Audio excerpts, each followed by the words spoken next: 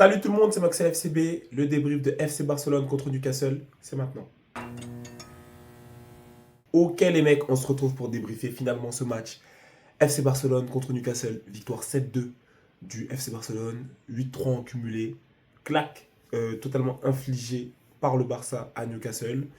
Et voilà, je sens qu'il y en a qui vont s'exciter, même moi j'étais excité devant le match. Mais on va devoir rapidement redescendre sur terre parce que ce match, pour moi, ne signifie pas forcément grand-chose. Et voilà, je vais expliquer pourquoi, en sachant qu'il y a peut-être seulement des trucs dangereux qui se sont passés et qui vont mettre en péril la suite de la saison.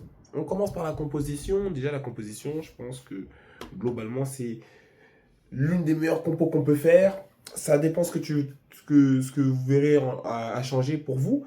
Mais John Garcia au goal, Cancelo, Gérard Martin, Cubarsí, Eric Garcia, Bernal Pedri, Rafinha, Fermin, Lamine Yamal et devant Lewandowski. Donc là, on est dans un 4-2-3 classique, comme d'habitude. Ici, il va y avoir une charnière où Eric Garcia va être aligné à droite. Donc ici, le premier débat, c'est est-ce que tu mets pas Eric Garcia dans la charnière centrale, Gérard Martin qui décale à gauche et Cancelo qui vient jouer à droite. C'est aussi une configuration possible. Ici, Flick n'a pas voulu bouger le Gérard Martin Cubarsí en charnière centrale, sachant que Gérard Martin, depuis un certain moment, et c'est inquiétant de dire ça, mais il fait des meilleurs matchs centraux en centrale que Cubarsí. Donc déjà, ce petit point à noter. Donc c'est pour ça aussi que potentiellement, on sait qu'il y a cette option, que Gérard Martin peut passer en latéral gauche, mais voilà, on le laisse ici parce que globalement ici, c'est lui qui porte plus que Cubarsí, même si Cubarsí est plutôt celui qui va s'arracher, alors que Gérard Martin est celui qui va récupérer le ballon propre. Donc c'est pour ça qu'il est plus à même de faire des fautes et donc de faire des plus mauvais matchs quand ça se passe.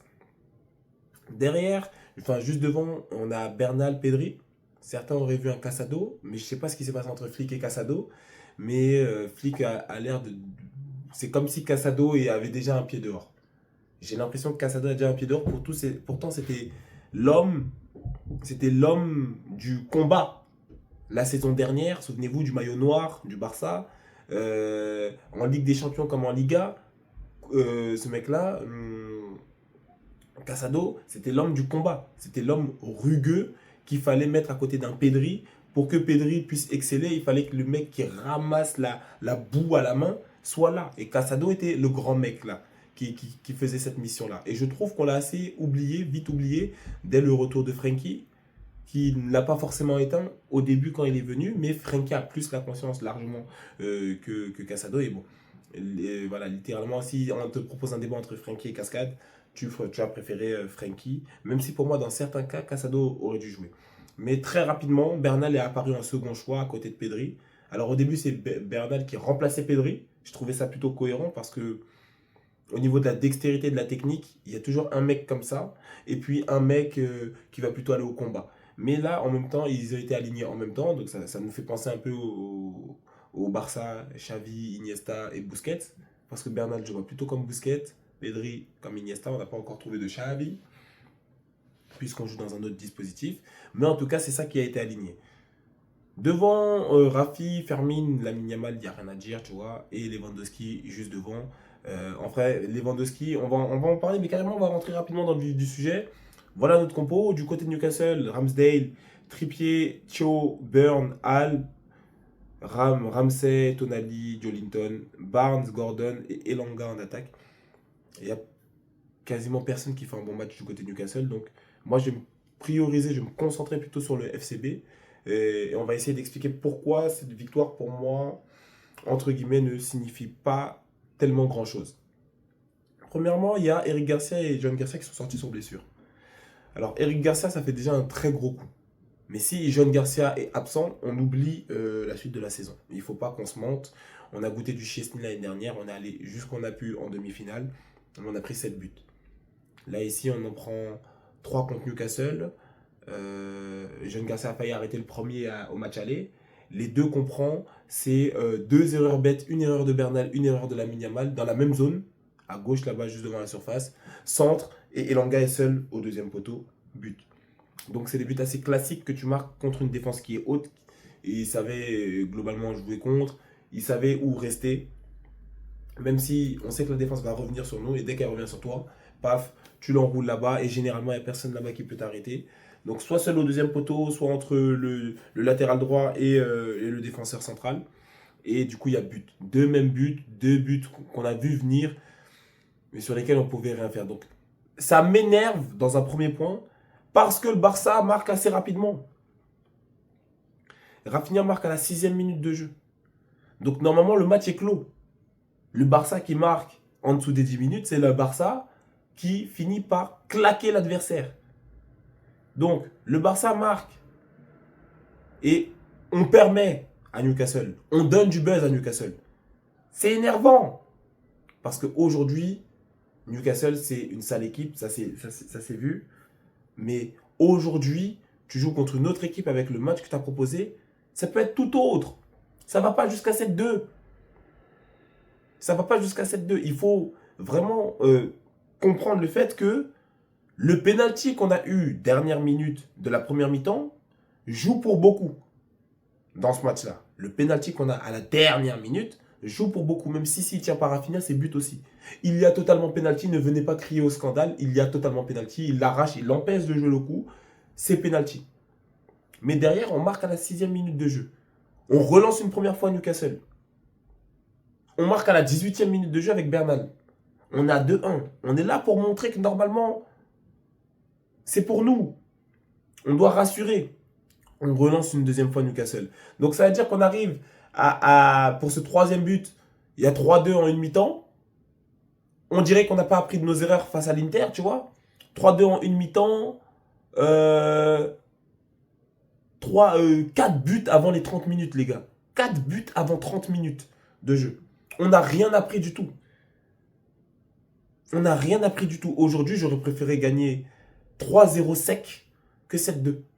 Mais les gens ne comprennent pas quand je veux dire ça. Mais parce que c'est des victoires contrôlées. En fait, là, la victoire, en fait, on a eu la meilleure itération de chemin possible. C'est, t'es à la croisée des chemins, et puis t'as une itération possible où, en fait, ça finit en 7-2.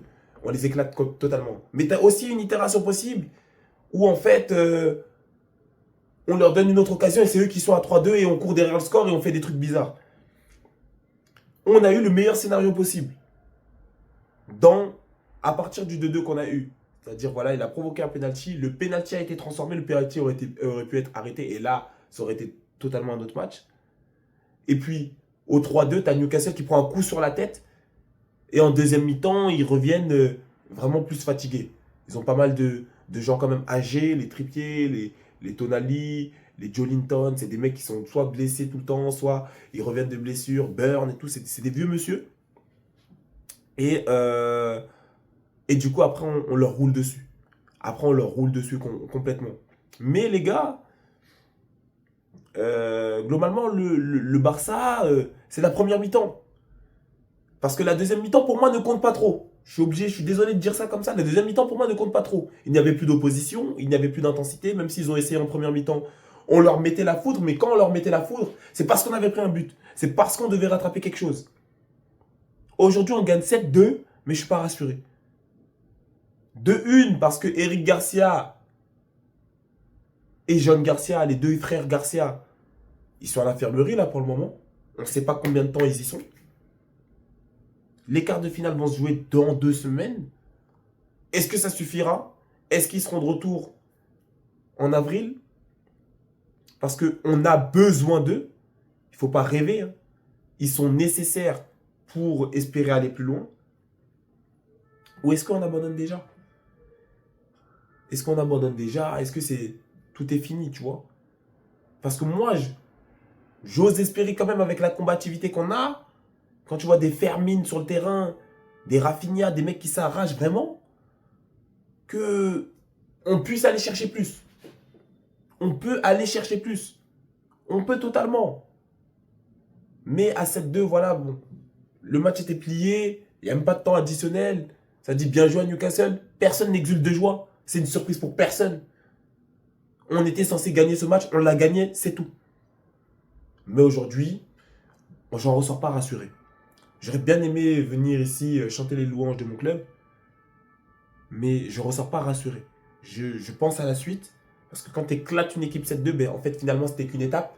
Et en fait, tu t'es mis en difficulté au match aller, mais c'est ta faute. Mais quand tu éclates une équipe 7-2, tu penses à la suite. Et quand je pense à la suite, je me dis pas forcément, ouais, c'est top, on est bien. On va toucher l'ATM. On va toucher l'ATM. Sûrement, là, je guette le. C'est pas fini. Tottenham mène 2-1. L'ATM a plus 2, mais c'est la 72e au moment où je regarde le truc. Pour l'instant, on touche l'ATM et rien n'est fait. Et ça va être sérieux parce qu'ils nous ont battus, ils nous ont montré qu'au cumulé, ils nous ont déjà battus et ils vont venir aussi ardents comme des chiens. Il leur reste un petit match à jouer en Coupe du Roi. Et derrière, ils ont leur C1 à fond parce qu'ils ne jouent pas du tout la Liga. Ils savent qu'ils sont trop loin du Real et du Barça. Donc là où le Real est un peu comme nous, mais même si je pense que le Real, ça dépendra de s'ils gagnent ou perdent contre le Bayern. De là, ils pourront mettre toute leur énergie dans la C1 ou pas. Mais le Real, pour moi non plus, ne joue pas la C1 à fond. Le Real est quand même assez concentré en Liga, sait qu'ils ne pourront pas la remporter, il y a peu de chances. À part s'ils battent le Bayern, là, le Real prendra plus de risques parce qu'ils joueront la C1 à fond. Mais pour l'instant, le Real joue la Liga à fond. L'Atlético joue la C1 à fond. Donc ça veut dire que nous aussi qui jouons la C1 et la Liga, on est les plus à même d'avoir du danger. Et quand on a des blessures comme ça, en fait, tu comprends que ta saison risque d'être mitigée. La victoire, c'est bien, ça fait du bien. Ça permet de faire des stats aussi, voilà, bravo. Mais la victoire ne rassure pas. Parce que ce qui a été montré ici, c'est que oui, bravo, le pôle offensif a marqué. La Rafinha a doublé de buts. Lewandowski a doublé. Fermin a un but, une passe D. Lamine Yamal a un but, une passe D. Ok, mais derrière, en défense, qu'est-ce qui s'est passé? Tu vois? Dès qu'on prend une erreur, c'est forcément but. Chiesny est rentré. Encore une fois, les deux Garcia sont pas là. Le mec le plus polyvalent de l'équipe qui peut jouer partout, s'est blessé. On a mis Xavi Esper. Je sais plus comment il s'appelle. Petit de la Masia. Est-ce que c'est avec lui qu'on va devoir jouer latéral droit? On répète, on retourne dans les mêmes vieux démons de la saison dernière. Où on n'avait pas nos deux latéraux, on n'avait pas Lewandowski au retour. Lewandowski est assez vieux. Hein. Lewandowski finit à 9,1 de note, c'est pas mérité du tout. C'est pas mérité du tout. Lewandowski, entre ce Lewandowski et celui de la saison dernière, il y a encore une étape. Hein. Il a pris un sacré coup de vieux. Je suis sûr qu'il parle à Hansi Flick, qui lui dit, gars, je ne peux plus jouer autant, tu vois. Mais bon, c'est quand même une victoire du Barça. Certains me diront, je suis un peu trop négatif. Moi, j'essaye de regarder à plus long terme, pas que seulement comme un supporter, mais aussi comme un analyste, d'être vraiment le plus objectif possible. Et c'est pour ça que des fois, je peux paraître vraiment plutôt dépréciatif quand il s'agit de mon équipe, quand bien même on a gagné 7-2, tu vois. Mais pour moi, voilà, la victoire ne veut rien dire parce que la victoire, fallait la montrer pour moi en première mi-temps sans prendre de but. Là, ça aurait valu quelque chose. Mais par un coup du sort, on a un penalty et derrière, en deuxième mi-temps, il ne joue plus du tout. Donc, pour moi, le match, c'était la première mi-temps. Et la première mi-temps, 3-2 contre Newcastle, c'est pas bien. C'est pas bon. Donc voilà, pour moi ici, c'est ma conclusion. Pour moi ici, c'est ma conclusion. Et j'ai kiffé, voilà, mon gars Dani Olmo aussi qui est rentré. J'ai kiffé, j'aime bien. Quand il ne perd pas le ballon dans des zones clés, ça va. Mais voilà quoi, c'est pas réjouissant. Et voilà, j'ai le droit d'attendre plus, surtout au niveau du contrôle. Ce qu'il faut bien comprendre, hein, c'est que vraiment j'attends plus de contrôle. J'attends pas des victoires 10-0, 10-0, 10-0. J'attends plus de contrôle. Aujourd'hui, on aurait pu perdre. On a gagné 7-2, mais on aurait pu perdre. Et c'est pas normal que je me dise ça. C'était la victoire ou rien. Tu sors de ce match, tu te dis, il n'y a aucun monde où Newcastle nous fait. Mais là, tu sors de ce match et tu te dis, Newcastle aurait pu. Le Barça, encore une fois, c'est saboté, a déconné. Et c'est dommage de voir ça comme ça. Surtout en plus avec l'opération qu'on sort où les frères Garcia sont sortis de l'infirmerie, mais on essaiera de revenir dessus dans une autre vidéo pour voir combien de temps blessures ils vont prendre. En tout cas, les gars, c'est tout pour ce débrief. Si vous avez kiffé, n'hésitez pas. Tu likes, tu partages, tu commentes, tu t'abonnes. Lien de mon TikTok en description. Allez donner la force là-bas aussi. Prenez soin de vous et des vôtres. Et à plus pour la prochaine vidéo.